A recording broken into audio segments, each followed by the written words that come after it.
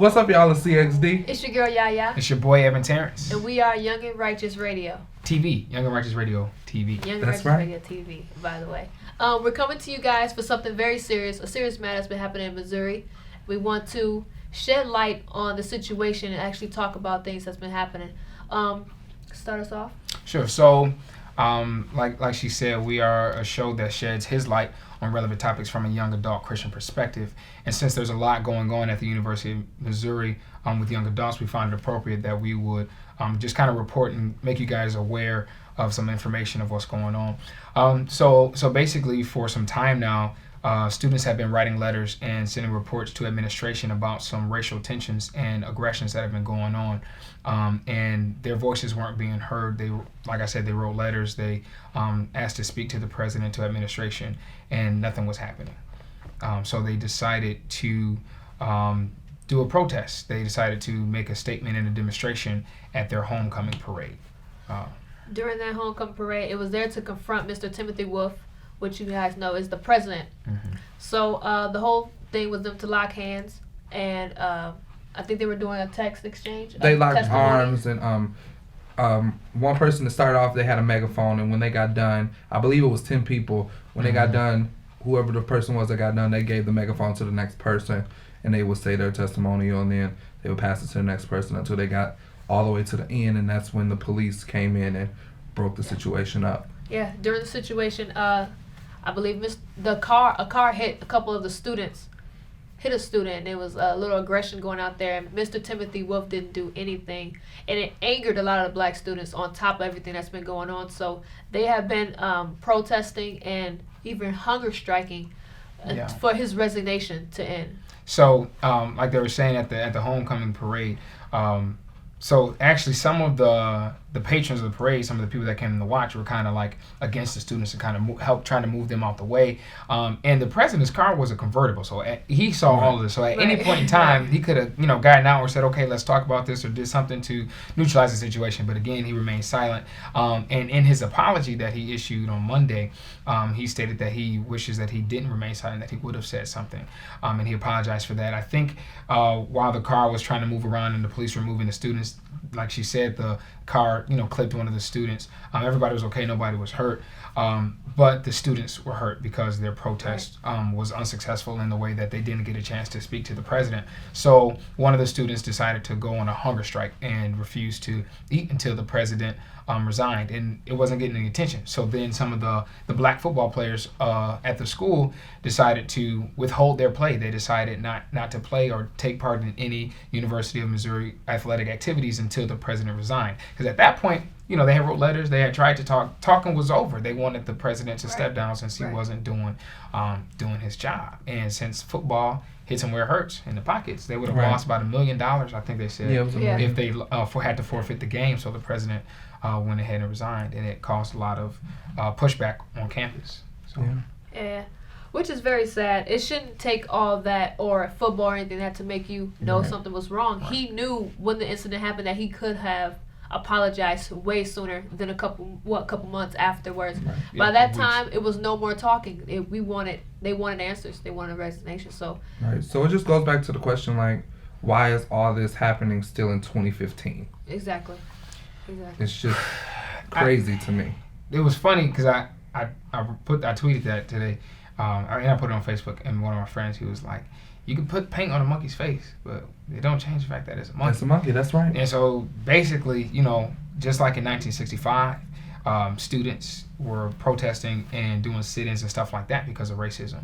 And racism hasn't gone away. It's, we talked about it when we talked about the SAE situation, that it's just, it's done a better job at hiding. But it's there. We could read some of the tweets that's been going on down there. But after the whole thing that happened with the football players and stuff like that, there were students on campus who were against the protests that were making racist threats. I'm going to read something from one of the students who put on Yik Yak. I don't know. I just learned what Yik Yak was today. Yeah, I did too. But I guess it's this forum where you can just, say whatever you want. And it's supposed to be anonymous. But it's not so anonymous because the police caught this guy. He said, I'm going to stand my ground tomorrow and shoot every black person I see. This is found out that it was one of the people there in Missouri who was upset with the result of the situation. So you got somebody that's willing to take innocent lives. Right. He said every black person just based on the color of their skin. Right. That's just as much overt racism as what was going on in the 60s. So the KKK, reportedly the KKK and white supremacy groups were circling the campuses, and a lot of the students felt threatened. Yeah, and it was a girl on Twitter. She was just tweeting about all the stuff that was going on. I'm gonna read some of her tweets. One of the tweets says, she said, "I'm shaking and crying. These white guys are in a monster blue pickup truck, no license plate, circling our car. We almost couldn't get out. There's a blue truck with white guys and there's no license plate on the truck. I have 2 exams tomorrow. What am I supposed to do? How am I supposed to come to campus tomorrow? They are not playing with us at all."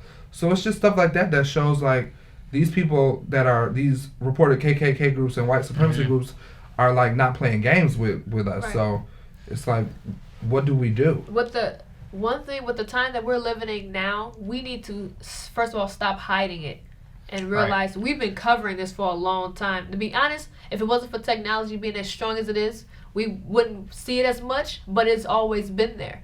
Technology just uncovers it for us, and I think it's a time for parents to start talking to their children more about this, especially our young men growing up as black young men, as you guys are.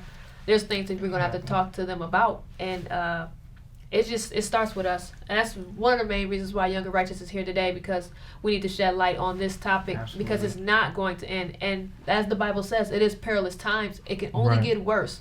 So we are reaching out to everyone out there. Educate yourself, educate the kids, keep watching the news, keep staying up on everything, keep making peaceful acts as things as Martin Luther King has tried to taught us and things like that. We're going to have to go back to that. Right. We have somehow lost our way with that. A lot of black on black crime and things like that. But now black people have to come together, because this is now what's going to take to fight. Right. And that's what I loved about the video. It was a 10-minute video that I saw on Huffington Post about the article. And one of the women who were taping the protests she was telling them, because the white people were attacking them, and she kept telling them, stand your ground, don't give in. And there were some white people that were actually standing. I saw that. Yep. They're standing with the students. That's what I was gonna say, that I think it's important that in addition to us unifying ourselves, that it's important that we cross those color barriers and we come together as a people. And I believe that we're the generation to do it, because we weren't here in the 60s. Right. So we don't personally have those scars of what happened. And so basically I believe the racism that we're seeing now is is passed on. This is taught stuff. Right. But we're young enough to where we can unteach it, and we don't have to teach that to our brothers and sisters. And we know that it's not all white people by any means. It's not all any one group. There's racist other people too, and racism isn't even the only evil that's in our country. There's a ton of things, but I think that this is something that's been very prevalent in the media and the news that definitely needs to be addressed, and we just need to have conversation. Like I said, I've seen tons of dominant culture or white people or people who aren't black that have spoken up and actually have made a lot of impactful statements and some movements and some actions into progress in this situation. And that's what we gotta keep doing. Like you said, it's perilous times. It's coming on the end. Jesus is on his way back. It's crazy, because that used to just be a saying, where it's just like, when we grew up hearing that. Right. But now you really start to see, like, man, they're really telling the truth. Right. Like, it really is perilous times. They said it's the last days. Like, they believe it's the last days of the last days. Like, I put it on Facebook today. I heard on the radio this morning, actually, that there's this preacher who was talking about how Jesus warned us that the prince of the earth was going to come and things were going to get ugly and there was going to be persecution and things like that. But don't worry, because that's just a sign that Jesus is coming back. Right. And the devil's going to think he's winning. Exactly. You're saying the devil's going to think he's winning. He's going to think he's won. But that's just a sign that I've come back. And it's weird, because I never typically listen to that radio station I never listen to the radio in the morning anyway. I listen to my iPad. But I was encouraged by that, because it was like, as things get worse and worse, I know that just means that we on our way out of here, and that this isn't for us. The world is, is not our home. We're not of this world. All those things that people say we're aliens are, that actually is becoming more and more evident to me as I see, a 9-year-old get Right. killed. Or Right. I watched a video today where a police officer dragged a student out of, I want to say it was in Alabama, but I'm not positive, dragged a student out of his apartment and was tasing him over a noise complaint.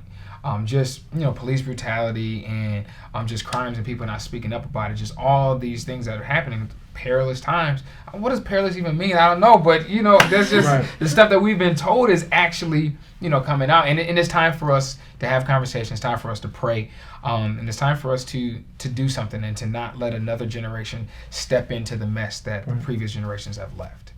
Exactly. So continue to pray for the University of Missouri that there's peace in the situation and peace on the campus. So we just going to continue to pray for University of Missouri. Absolutely. Thank you all for checking us out. That's right. You can follow us on Our Twitter, Instagram, yep, our Instagram, Twitter, Facebook. at YNR Radio for Instagram and Twitter. And on Facebook, you can find us at Young and Righteous Radio. And shout out to our boy Gabe. He couldn't make it with us Yes. tonight, but He's so busy. Y'all just go Yes. right on his Facebook page and say, "Dang, Gabe, make some time for your YNR fam." Bang, tell bang, him- shots fired. Tell him you miss him. But thank you guys for tuning in and watching. Share this video. Comment on it. Tell us what you think. Even if you don't agree, go ahead and share it. That's part of conversation. That's part of that's part of media. That's what I like about social media is people get to argue and it's kind of funny. I just get my tea and I just sip and I watch us be talking about. That's So right. you all stay safe, stay young, but most of all, stay righteous. righteous.